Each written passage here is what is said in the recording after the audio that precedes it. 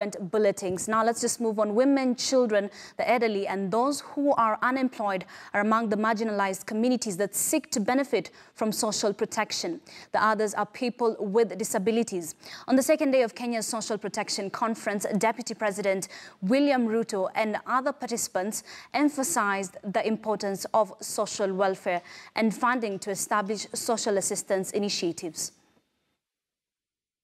The implementation of the previous conference plan of actions in championing for the place of social protection in an ever-evolving society is slowly bringing us closer to achieving a desirable universal standard.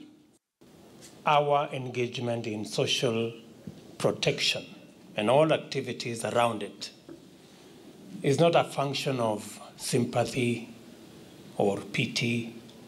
It's not even a function of responsibility. It is a sacred duty to humanity. Social protection is not just about money. The government has also invested heavily on technology to strengthen the delivery of government services via digital platforms.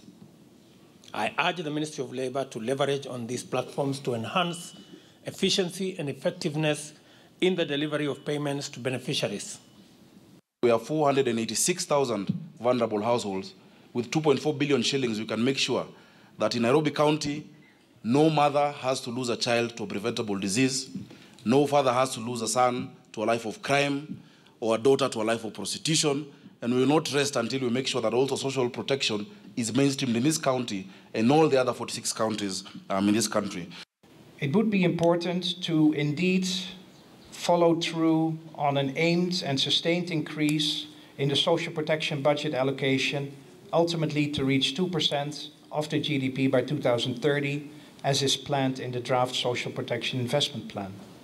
It would also be important to improve the delivery mechanism for social protection to the most vulnerable by enhancing the scope of existing single registry and the introduction of complementary activities for targeted beneficiaries.